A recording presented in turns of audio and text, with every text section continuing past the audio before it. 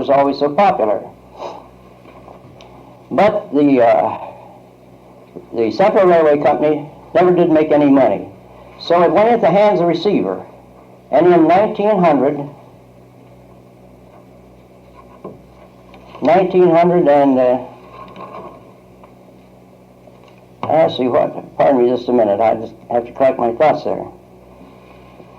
Well, 1896 it was, that they got in bad, and they were thrown into the hands of the receiver. So this receiver thought, well, now if we could just have a Coliseum up here, they didn't have the Coliseum the first year. So if he said, if we just had a Coliseum up here and could have these big attractions, I'm sure that Minerva Park would get out of the red. So he spent $50,000 in improvements. That's in 1896. But still, they didn't get out of the red. Now it's no wonder if they're charging 15 cents for transportation and admission to the casino and back downtown again. So it wound up a sheriff's sale. Minerva Park and all the holdings, the Central Railway Company, were sold at sheriff's sale at the courthouse for $1,300,000. And some individual representing the Columbus Railway Company bid it in. And after securing a title to it, then the Columbus Railway Company transferred it to the Columbus Railway Power and Light Company. Now the Columbus Railway Power and Light Company couldn't see this long haul up Minerva Park, so they opened Olentangy Park down more in Columbus. And they got the crowds. They'd have as many as 50 and 60,000 people in Olentangy Park. But many were loyal to Minerva and preferred coming to Minerva. But you can easily see that condition couldn't continue. Olentangy Park was opened, I believe, in 1900. So they tried it one more year, in 1901. So they found out that it's no use going any farther. It was not paying, so Minerva Park was doomed and was closed, as I told you, on July 15th, 1902, after being operated for 6 years and 2 months. Now, what happened to Minerva Park? Well, the gates were locked, the ornithology building was torn down, the other buildings torn down. The casino was not torn down. It stood there for 2 decades and was not torn down completely until along about 1926. And the scenic railway stood there, I'm told, for 7 or 8 years. And the artesian wells were kept, and the park became a streetcar graveyard. I mean that literally, because the Columbus Railway and Power and Light Company pulled all their old rolling stock. It was no good anymore. They couldn't use it anymore, or just use it for salaries. They pulled them up and strung it along what is now Minerva Lake Road. It'd be as many as 12 to 20 streetcars just lying in piles up there. And the briars and the thistles and the poison ivy and the chiggers literally took over. And Rip Van Winkle laid down in 1902 and took a 24-hour sleep. He was awakened in 1926 to the noise of rip saws, bulldozers, and steam shovels. A crews of men cut down the trees which interfered with street construction, and the sewers and water lines. The work proceeded incidental to transforming the park grounds into a modern subdivision. Work proceeded without interruption. Lot sales flourished. All proceeded according to schedule. 2 Home Beautiful were built. 1928, the Overbrook home was built, the corner of Maplewood Drive and Cleveland Avenue.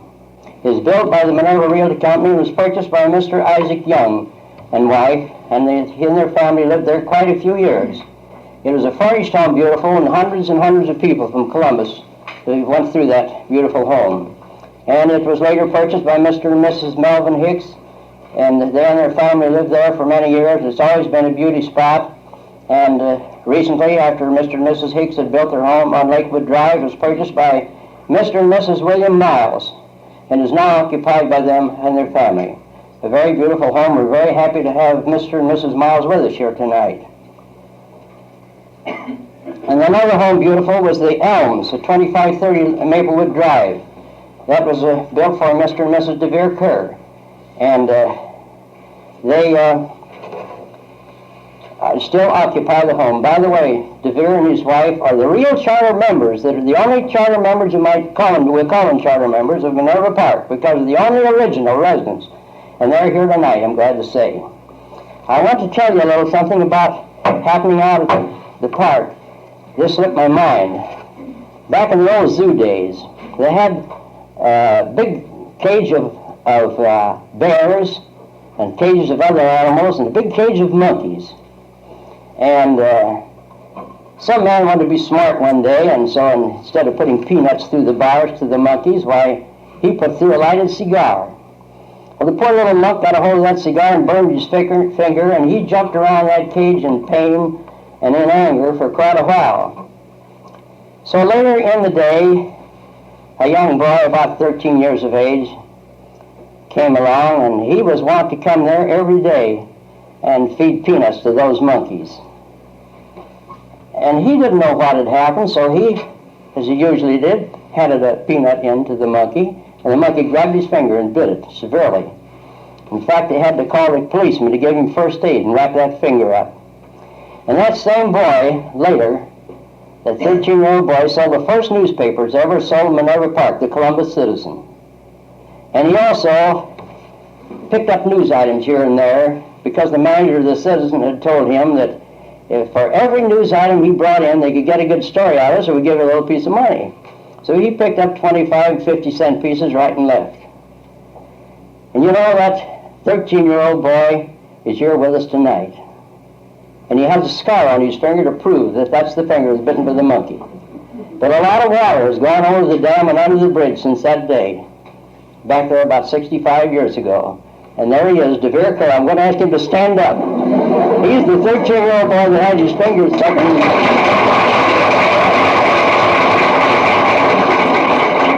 They've always been lovers of Minerva Park, and they have their home there at 2530 Lakewood Drive, right next door to my home, and I call that my second home because it is.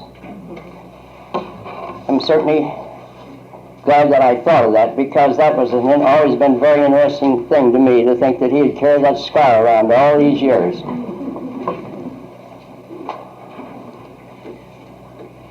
Well, we told you about the Home Beautiful. And then in 1929, like a stroke of lightning out of a clear sky, came the stock market crash. Minerva Park development stopped dead. The future development looked dark indeed. Lots soon came delinquent, loaded down with back taxes, sewer and water assessments. And in 1941, lots sold for as little as 50 cents, with a top price of $3.50 at sheriff's sale held at the Franklin County Courthouse. And I'll tell you, of course, these lots were still loaded down with assessments and taxes, but practically any lot in the village could have been cleared for $700 to $800. Now, you folks that paid $3,000 and $4,000, look what you missed. And look what I missed right here with it, too. But gradually through the years, the lots were cleared, until now, according to the list of hundreds of delinquent lots printed within the past few weeks in the daily newspapers, Minerva Park had but 3 or 4 delinquencies.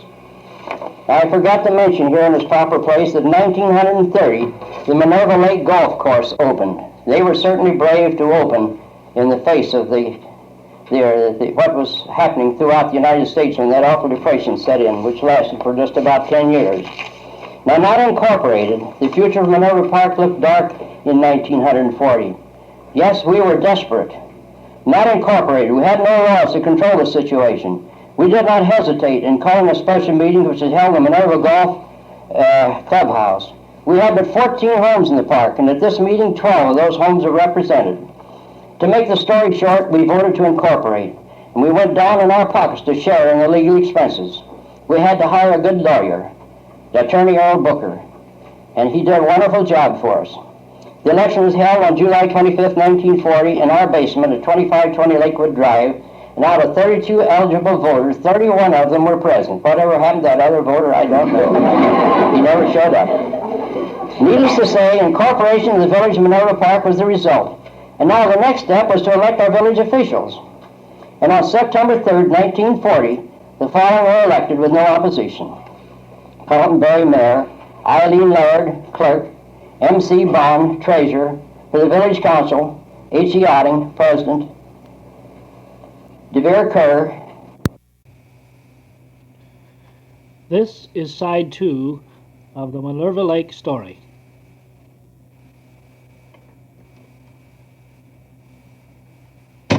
Service director in charge of the fire hydrants and the sewers, Charles J. Marzetti, Georgia Hetrick, Martha Reese, and Catherine Slicer. Now we're ready for business. We're ready to go to town. Something had to be done. One group of investors, they were bound determined they were going to build a bunch of one apartment building over on Cortland Court near Wildwood Drive. 54 apartments, and they had financial backing. We got wind of what was going on and where the plans were being drawn. I went out on Broad Street myself and inquired. I didn't let the man know who I was or why I wanted to know, but I found out it was a fact. He did have the plans, and they had the specifications and everything prepared. They showed up one night when we held a council meeting in a field house at the corner of Cleveland Avenue and Minerva Lake Road. And they had their plans and specifications very elaborate, and they went into detail explaining what this was going to do for us. All we had to do was give them a permit. They would do all the rest. We listened to them for quite a while, and Jay Grandstaff was the building inspector at that time. And so after about a half hour, Jay couldn't stand any longer. He said, well, listen, don't you know that the water mains and the sewer lines can't stand anything like that? And what's more, he says, we have our building laws and we're not going to allow you to build that apartment. He brought his fist down and he said no. That was the end of that. And then another group of men wanted to build a row of cheap houses over on Maplewood Drive. We called a special meeting, met at the Frank Stewart home. Our attorney was there, and we listened to their line. They told us where we could see some houses like they wanted to build. So we went and inspected them. They're very cheap houses. I expected to run about $8,000 or $9,000 each. And we told them, nothing doing, you can't get a permit. Again, they heard no. And then actually over on Minerva Lake Road, they wanted to build a row of log cabins. I don't know what they thought about it, but they met and they presented their plans, and they told us all we'd have to do is say yes, let us go ahead. They were going to ship in carloads of logs from up in Michigan and build log cabins along Minerva Lake Road. Well, of course, they got that same old answer of no. And then they had the happy thought that they wanted to build duplexes. They wanted to build doubles. They wanted to build garages and live in the garages while they're building their homes.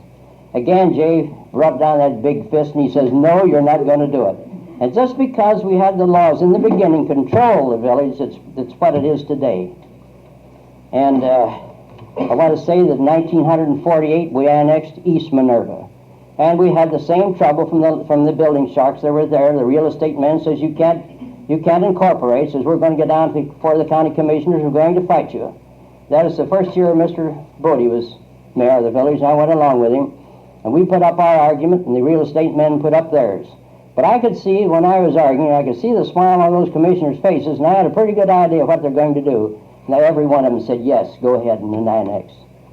And that's what we did, and so we controlled the building in East Minerva. If we hadn't have done it, they'd have had a bunch of cheap stuff back there.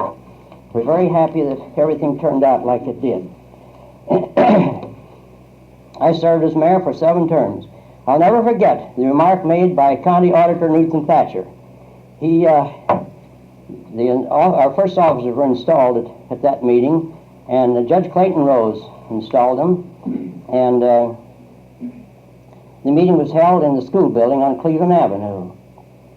And Newton Thatcher said, well, citizens Minerva Park, he says, now you've incorporated. He says, it's going to be a mighty fine thing, but I want to tell you, you've taken off an awful big headache. Well, we realized we had a headache, but that we never found a headache that some good hard work couldn't cure. We're always very happy that we did incorporate.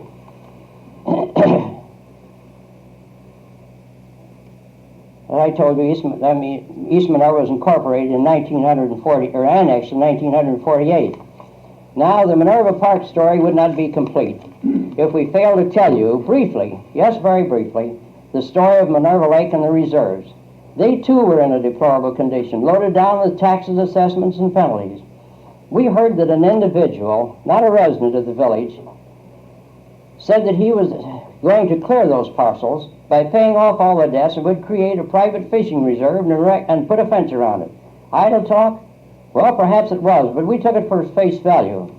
Our attorney Earl Booker arranged for a meeting with representatives of the Minerva Realty Company, Charles F. Johnson, and the rest of the members. The Minerva Realty Company had, of course, during the Depression, they lost everything they had. But we paid the expenses of them reorganizing, and they reorganized us for the sole purpose of giving a clear title to every lot in Minerva Park. We paid all debts connected with the 14 acres of lakes and reserves, after which the deeds to the properties were to be in our names, Carlton, Barry, and DeVere Kerr. The investment included attorney fees, surveying expenses for the 7 parcels. Now, where it had been in 2 parcels, we had to split up into 7 parcels. So if anything had happened, we couldn't pay on all of them, we would have some left. But fortunately, we were able to pay out on all of them. The investment included attorney fees, surveying expenses for the 7 parcels, cash payment of taxes and assessments, approximating $7,500. In 1951, the entire tract was sold to the village of Minerva Park for the exact cost of our investment, $7,500. The village thus obtained a property estimated at that time to be worth a minimum of $25,000. And we made not 1 cent on the transaction, and we're happy to have had the opportunity of saving this valuable property for the village. Now, many have wondered, I expect, how many acres in Minerva Park? How many could give an answer as to how many acres are in Minerva Park? Well, there are 156.5 acres. I was always under the impression there were 300 or 400 acres. There are 300 or 400 lots. That's where I got the 400 figure. 156.5 acres in Minerva Park, not including East Minerva. In Minerva Park, there are 450 lots.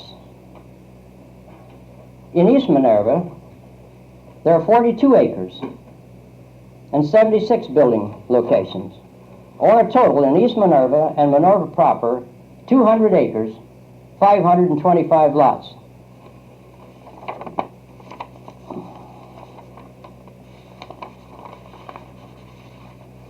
Now, we had sufficient funds to keep out of the red. Every citizen of the village was a booster and a worker. Del Bodie was the new mayor in 1947. As I've told you, I was the first mayor. Del Bodie served 1 term, Chester Metcalf 3 terms, Harold Stout, I believe, 1 term, and Hugo Wenzel, the present mayor, I don't know, I think this is I don't know whether he's finishing his 2nd term or starting the 3rd. Really, I'm confused on that. And we are mighty happy over the way Minerva Park has developed. We're mighty proud of the beautiful homes now nearing the 400 mark. And what pleases me so much about Minerva Park is the wonderful community spirit which we find here.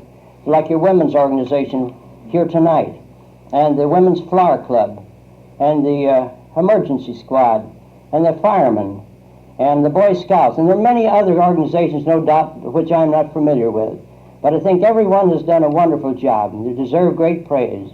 You have a good mayor, and you have a wonderful set of officials, and the wonderful spirit, the community spirit which exists here makes it a community and a village second to none in Franklin County. And I'm very proud to have had a part in it. I thank you for your attention. I hope I've brought some facts to you which you did not have before. Thank you very much.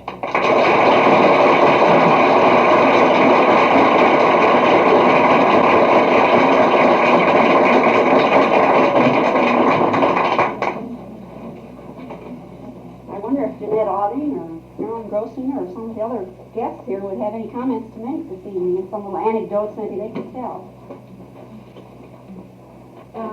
On the streetcars, I hate to say, I can remember them going by. And I was born in 27, so I feel must have been 30. I was after the golf course opened.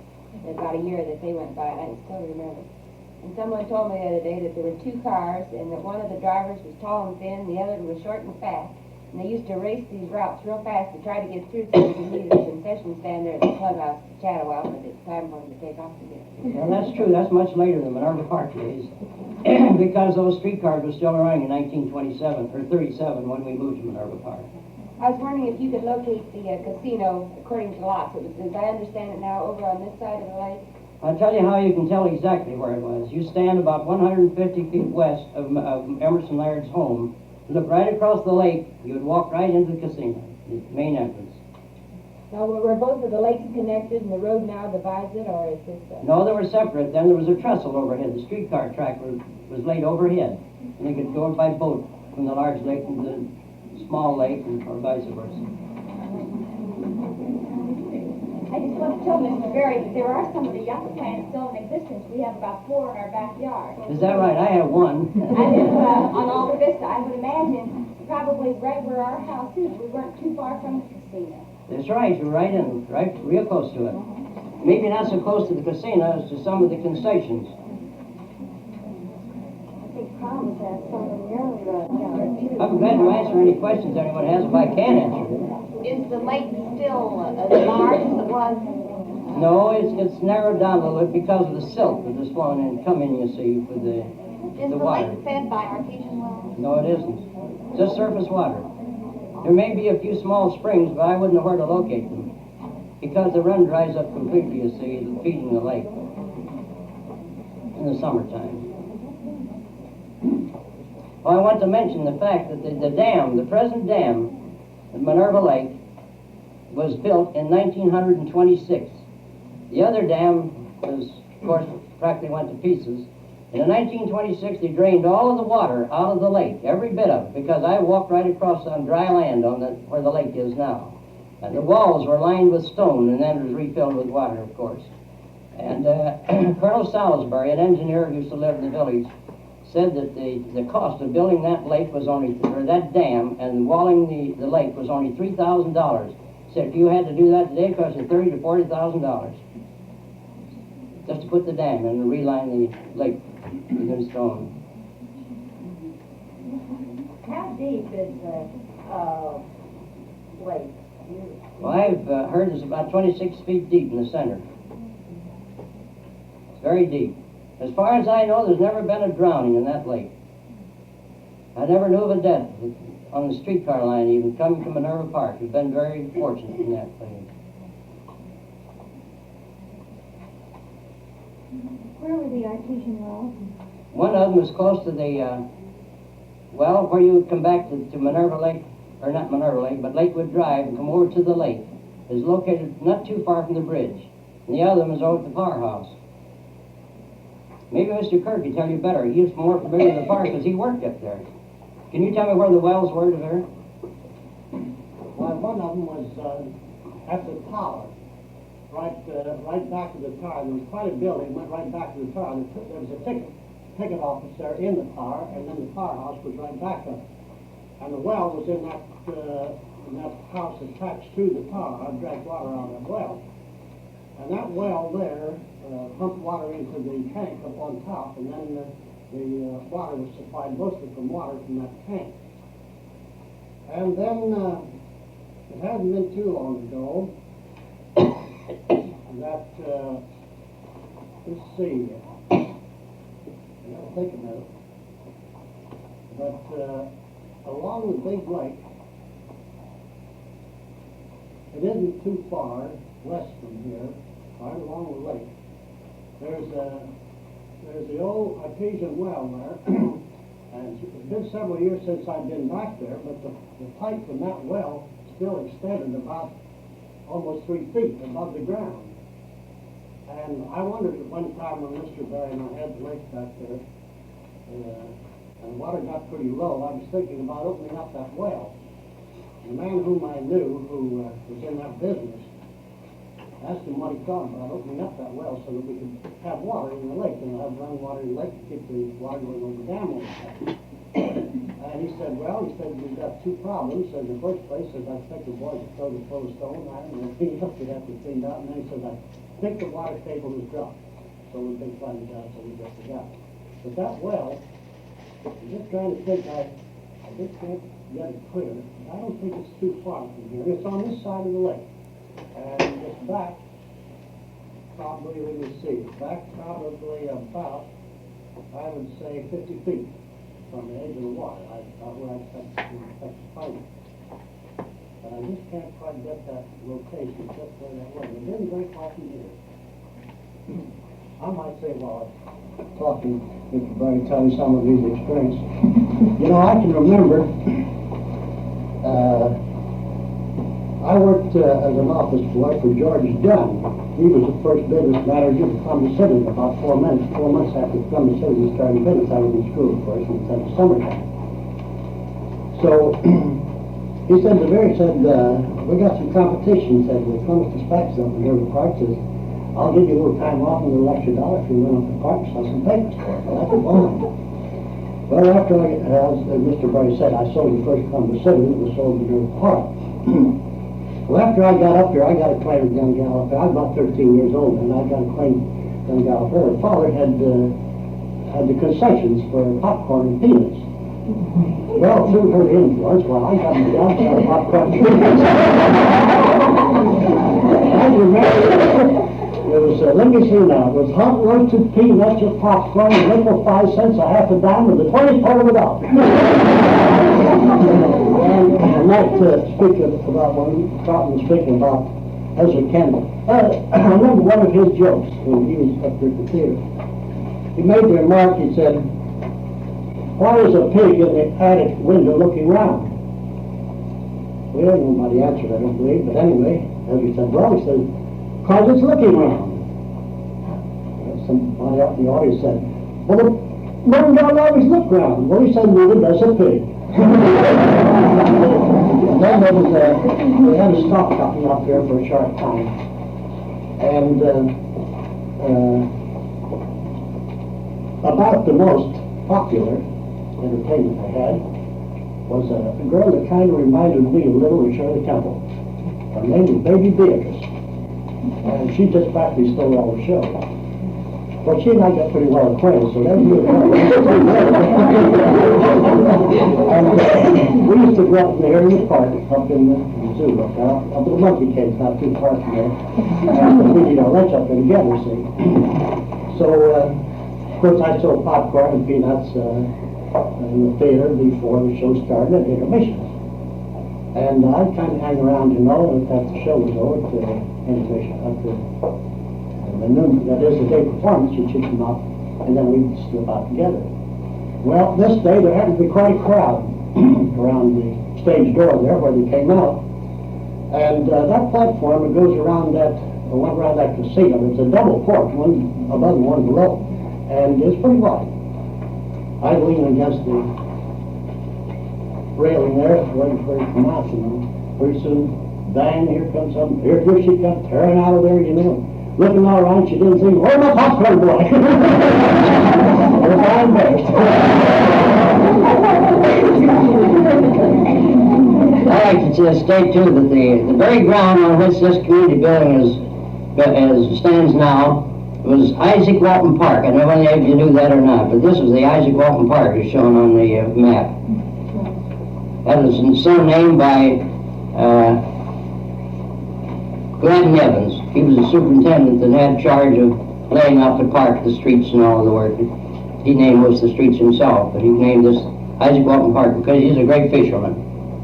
Where was the tower again? Pardon? Where was the tower located again? Right across the street from the loading and unloading platform. Right Compared to later over North Bay Drive and Minerva Lake Road. Just about 15 feet west of North Bay Drive is the intersection of Minerva Lake Road. That was torn down in 1932. 32. I remember because It was struck by lightning, wasn't it? yes.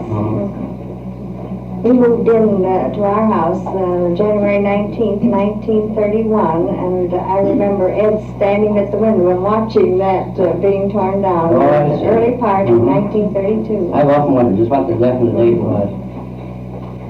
Before I came here, I met, or where I used to live, Templeton Brothers, that used to dance out here under a tent, they told me. Was that so? Templeton Brothers. Are there any further questions? Perhaps they'll stay with us for a while in case you think of something you'd like to ask. I believe, is it this map here that you have offered to the community buildings? And we would be very happy to accept it, and we'd like to have it framed and perhaps put with some other things that we may collect to put in an opportune spot on one of the walls in this room. I'd like to thank you again, Mr. Berry, for being here this evening. I think it was a most charming as well as informative talk. Our new officers, I'll announce that. Barney Mines, of course. Our Vice President will be Joanne Lang. Secretary Ruth Emmert, and Treasurer Edie Brown. And so I have the names of the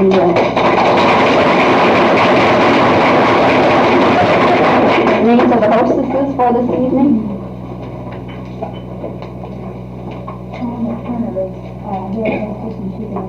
Eleanor. Well, I'd like to thank the girls for bringing me down. Helen Carey, and Louise Hines, and Margie Side, and also Dave, who isn't here. Thank you. Are there any further announcements? And also Joanne Brown, too. I'll give the committee a chance to get organized, and you can just go ahead and visit and let us know when they're ready.